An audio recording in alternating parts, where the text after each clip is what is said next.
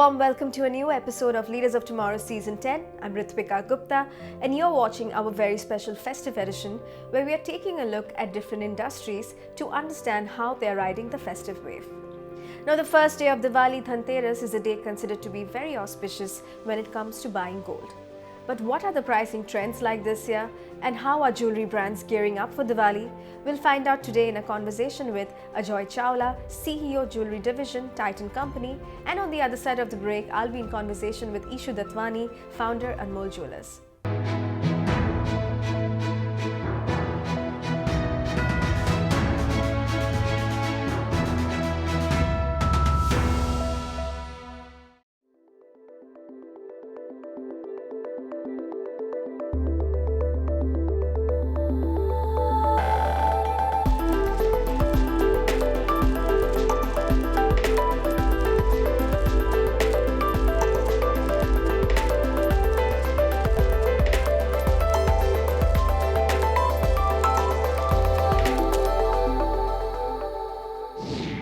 Well, thank you so much, Ajoy, for joining us today on this very special festive edition of Leaders of Tomorrow.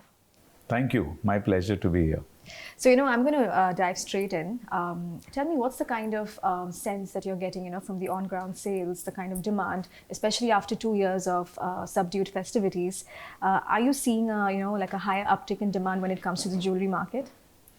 Yeah, I think it's been the first Diwali or Pehli Diwali after 2 years of pandemic, and especially in the big metros, which actually had a lot more impact. Right. The smaller towns kind of got a better end of that deal. So it is a Pehli Diwali. In fact, what we've been reading from customers is that the mood is very upbeat. People are looking forward to this Pehli khul ke manane wali Diwali after 2 years. In fact, overall the sentiment, we do a sentiment study with customers about not just their interest in jewelry and gold, but also overall what is their sentiment. So we are seeing a fair degree of optimism. People seem to have come out from the fear and then hope, and now there is enthusiasm. Right. So we are very positive. And for jewelry, in fact, we are seeing that a large number of customers are saying they're very excited about buying jewelry this season as well. Yeah. So last year was a good season, I must say. So tell me, what's the kind of sense when it comes to the gold pricing this year, the kind of trends you're seeing? And are you also observing, probably more millennials probably invested in gold this time around? Any sort of new trends that, you can talk to us about the gold pricing and also the trends in purchasing patterns? Yeah, so gold prices have softened a bit in the last, over the last few months. Mm-hmm. I think it's about 10% lower than the peak that we saw.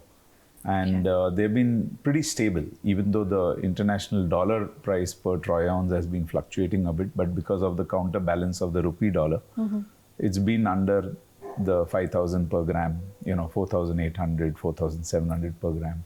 Yeah. So I think it bodes well for buyers because a lot of people look forward to lower gold prices during Diwali, and usually it's the other way around. Right. So I think this time around that will also help. Okay. In terms of younger buyers, I think there is all-round interest in gold. From whatever we've gathered in our sentiment, younger, older, as well as men and women, of course, love gold. And I think also the modern customer is quite enthusiastic about gold as well. Right. I think partly because people are seeing it also as an investment which they have traditionally seen, but even now the younger people are seeing that, things are not always hunky-dory. So spending on lifestyle is good, but it's also good to spend something which is, has longer term value. Absolutely. So there's a lot of positivity around gold. And in fact, I think gold will be in with a bang this festive season because this is the festival for gold. And at the same time, I think the mood towards gold prices and everything else being very positive. Right. So it is the right time to invest in gold. Yeah. I'm betting big that, gold will do very well this season. Right. So apart from gold, talk to us about the market when it comes to the demand, when it comes to the silver and the diamond jewelry, segments as well. Yeah. So diamond jewelry is done very well. We don't do much of silver, so I can't say much about that. But if I look at the last few months, we've had a very good activation. we've seen very high demand for diamond studded jewelry, particularly in the high value end and solitaires. Okay. I think this is reflective of a larger trend of premiumization in the Indian economy. You're seeing this across categories, be it automobiles, be it televisions, be it even FMCG. So the premiumization trend is also seen here, and it's reflected most in diamond jewelry. We launched Rhythms of Rain collection, which is a pretty high value collection between 10 lakhs to 40 lakhs, 50 lakhs. And we've seen good traction. We've seen very good traction for higher caratage solitaire stones, 1 carat, 2 carat, 3 carat. So that indicates that a certain segment of society is pretty excited about spending. It's, I don't know if I can call it discretionary spend, or I should call it also a form of investment. But that segment of customers is very excited. All right. So overall, yes, diamonds have thrown up a positive surprise, especially the high value side. At the lower end, I think there has been a little bit of sluggishness because I think that customer segment is being a little more picky and choosy. Right. So tell me, speaking of the festive season this year, how is Tanishq, how is Titan Jewellery, how are you gearing up, in terms of preparing, for the festivities to meet the customer demand? Are you having new product launches, especially the season category creations? Yeah. If you can talk about that. So the festival is on. Actually, it began as soon as, Navratris had begun. So this 32-day period from after Amavasya, as they say, after the Pitru Paksh period and Amavasya, the festival has begun. So we are all geared up. In fact, we have launched different collections across different parts of the country, keeping in mind regional festivals as well. So we had for Pujo in the east, the Aishani collection, which is drawn from motifs of Pujo and West Bengal. That has kicked off very well. For the south, for example, we have launched a collection inspired by the Chola king and the Chola architecture. So there's a lot of excitement around that. And for the rest of the market, we have launched a collection called Alekhya, which is essentially inspired by miniature paintings and pichwai work, and it's very colorful, a lot of enamel work.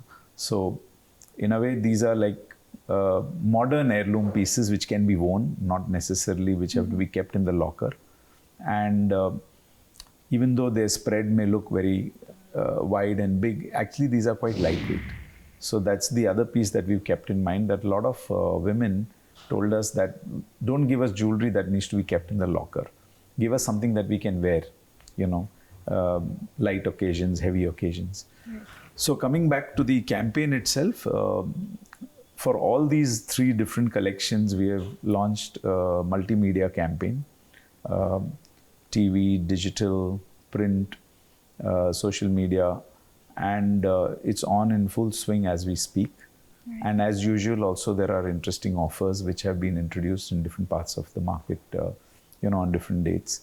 So this is the period, and we have gone in with all our guns blasting, full hog. And the ammunition is dry. So we think it should be an exciting time. Nice. Speaking of geographies, when it comes to India, like there are different markets. Where are you expecting to see the maximum traction? Because when we talk about Diwali, Dashera, we often think of the northern parts of India or central, east, So are these places going to be more, of a big bet this year, or are you opening up to newer markets? So I think you're right. Diwali is a much bigger draw in north, west parts of central India. Yeah. In east, it is Puja. Puja is a big one, but then there's also a very interesting peak around Diwali. Right. In the south, Dashera is pretty big for Karnataka and AP and Telangana. And Deepavali by itself is also quite strong in the south, especially Tamil Nadu. And that's why we launched that collection for Tamil Nadu called the Chola collection.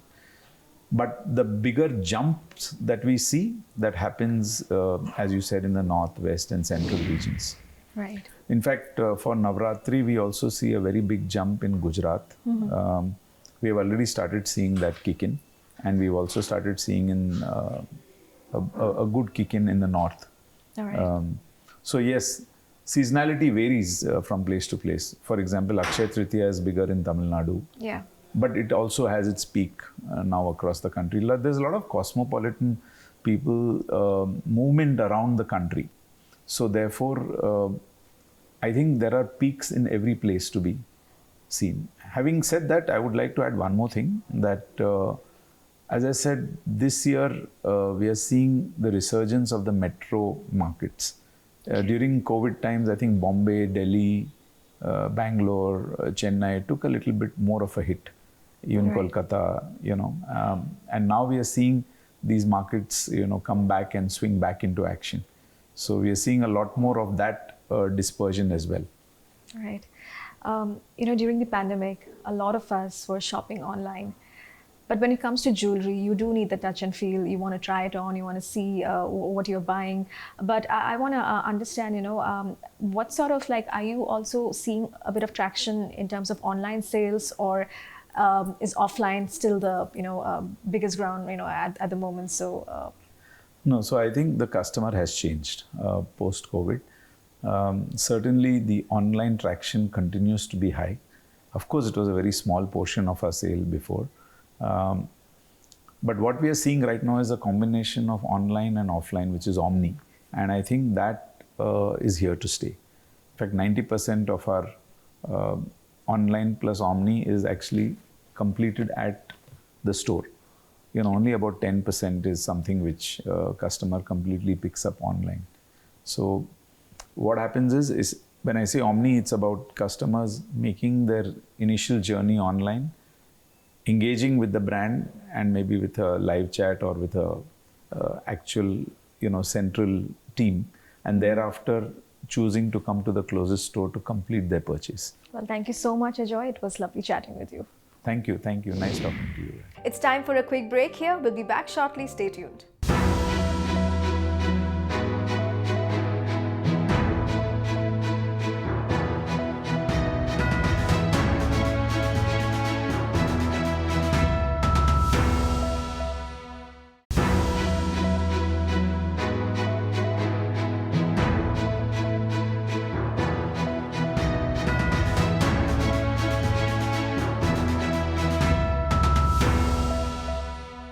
Welcome back. You're watching Leaders of Tomorrow Season 10.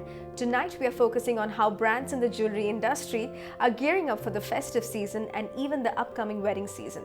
Right now, I'll be in conversation with Ishu Datwani, founder, Anmol Jewellers.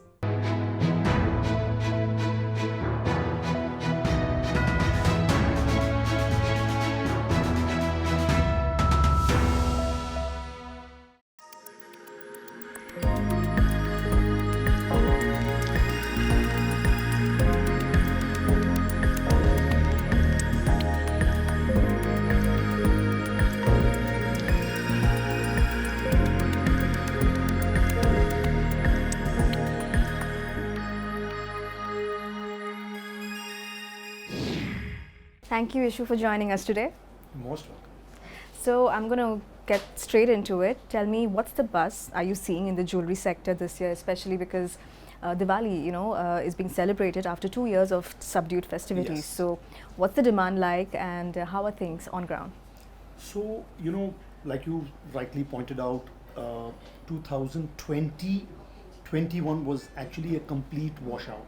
Yeah. Our sales actually went down by almost 66%. Right. And that's a big number. The year after that, we kind of managed to, come back somewhat. But this year, in contrast, is looking absolutely fantastic. Okay. In fact, the buzz is even better than the 2019 Diwali, which was a normal Diwali. Amazing. So, a lot of weddings, a lot of people want to spend money because they have seen the other side of COVID where, there's no surety of life. Right. So people are now willing to come out and spend. So it's a nice buzz, and people are actually spending. Right. So tell me, what's the trend like when it comes to gold pricing this year? Is it a right time to buy gold? So the gold prices were close to 56,500 almost a year and a half back, and they have now stabilized. I do feel this is the right time because, international prices have fallen, Yeah. but uncertainties are still there. The reason for the recent fall actually has been because the Fed increased their interest rates. Right. But going forward, I personally feel that from here prices should go up, little by little, international prices, and also unfortunately our rupee has depreciated. So keeping that in mind, I think it's a good time to start buying, and long term I do see prices going up. Yeah. Yeah. Ishu, are you seeing different trends when it comes to gold purchasing in general? Like I've been hearing a lot about digital gold. If you can actually talk to us about or tell our viewers what is digital gold, the pros and cons of investing in them, and is it better than buying physical gold? So, digital gold is where electronically you buy and you don't have the physical gold in your hand. I come from the conservative, jeweler Yeah. side. I would always like to have the gold in my hand because that is the real comfort and the real asset. Right. Because, like everybody knows, gold is one of the most liquid assets that one can have. Yeah. I would definitely have it, physically in my hand rather than just electronically. Right. Yeah. And what's the traction are you seeing in the other segments like the diamond jewelry market? So, first of all, I'll just tell you about the pricing as Yeah. far as the diamonds are concerned. We have seen uptake in prices starting December, Yeah. and then going up even more because of the Russia-Ukraine conflict. Right. People may not be aware, but about 40% of the world rough diamond comes from Russia. So because of that, prices have gone up even more. Right. But in spite of that, the wedding segment, people who are getting married, brides, Yeah. they still want, diamond jewelry, and we're seeing a good demand for diamond jewelry. Of course, designs are important. Yeah. People have become more discerning. So it's not like earlier times. Anything you put out and people will come and buy it. Lot more discernment, but yes, sales are pretty good. So picking up from what you said, tell me how is Anmol Jewellers gearing up for the festive season and in fact the upcoming wedding season? Are there new product launches, category Yes. creations? Yes. So, in fact, we've created a fantastic line of new bridal collection. Yeah. We've just launched it. In fact, the last 3 days, and today being the concluding day, is our preview for our good clients. So, we've created an entire line of bridal designs, both in diamonds and in gold, where the designs are very unusual. And what has happened in the last 2-3 years, especially the time that we had Yeah. during COVID, because there was not much work happening, we went back to our factory and worked on our workmanship. So today, the pieces you see, Yeah. the benefit of that is coming in. So the workmanship is literally of international standards. Right. I want to talk a little bit about the markets, the different markets. When we talk about Diwali, we often associate it with the northern, central, and maybe eastern parts of India as well. Are you seeing a higher demand in these markets or maybe the NRI market as well? If you can talk to us about that. So, the NRI market at one time was a very strong market for us. But over a period of time, that has gone down, and the domestic, consumer has become stronger, richer, and more willing to buy jewelry. Having said that, we're in Bombay. I think in Bombay there's a little bit of a saturation that consumers have reached. Okay. In Bombay, people don't want to impress anybody. Everybody's very easy. Yeah. So we are now seeing a lot of consumers flying in from 2-tier, 3-tier cities, and they come to because they obviously Right. believe Bombay is a good city to shop, and they want to come here and they will go to the designers for their clothes, Yeah. and they come to us for our jewelry. So even non-residents, for that matter, they do come to shop to Bombay, and we get that benefit. Right. Anmol Jewellers, you cater to a lot of HNIs. I actually want to understand, if you can tell us, what are the traits of the post-pandemic festive shopper? If you're talking to a consumer today, a woman, what is she looking at, when she's purchasing jewelry, and how has it changed from say 2019, 2020, and right now? So, in the last 2-3 years, maybe it may not have changed too much in the perception that she has of herself, But prior to that, I've been in this business now for 36 years, and I think for the 25 or 30 years there was not much of a change. It was a very gradual kind of a change. But the last, 7-8 years, the change has been a lot more drastic, because what has happened is people today are aware of what is happening internationally on a real-time basis. Okay, thanks to the internet, thanks to the various TV shows we have, the Netflixes of the world.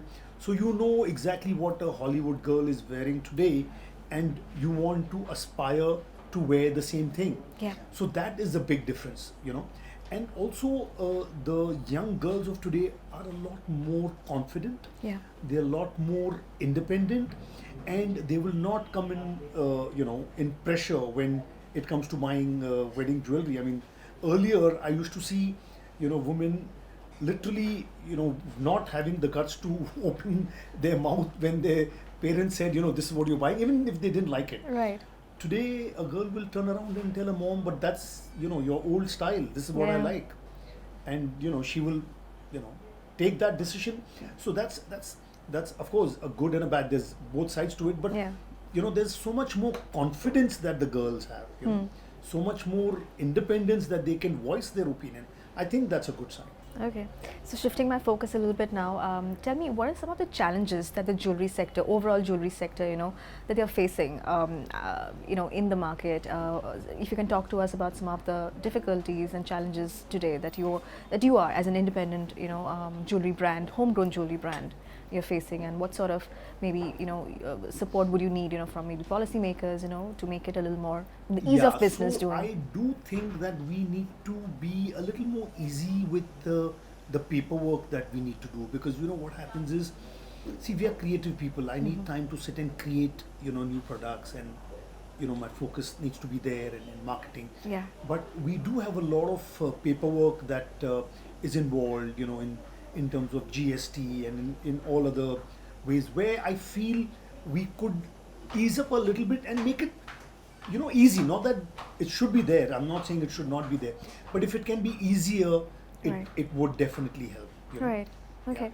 The last 2 years we have also taken to online shopping a lot. Yes. But when it comes to jewelry, you would definitely like the touch and feel. You would Yes. want to try on the jewelry. Yes. What's your opinion on that? So I agree with you, but we've had some surprises, and we have a website, and we also thought like you that people want to touch and feel and then only buy jewelry. So we were putting all our smaller items on the website, and but we do have an Instagram page, and in that we have a lot of celebrities who wear our jewelry, and we put that out, and surprisingly we've got big sales because of that. I mean, Nice. we've literally had, I remember once Shilpa Shetty was wearing a piece of ours, and a client from Bangladesh, she saw it from Bangladesh, and she contacted us, and she bought this nice 18 lakh rupee, necklace. Nice. So we were shocked, but pleasantly shocked and surprised that people are willing to buy even big pieces without literally touching them, and the image is good and they have the confidence, they are willing to buy. Well, thank you so much, Ishu. It was great talking to you. You're most welcome. It was actually good talking to you. With that, it's a wrap on this special edition of Leaders of Tomorrow Season 10. From the entire team of Leaders of Tomorrow, I'd like to wish you a very happy Diwali. Thank you and good night.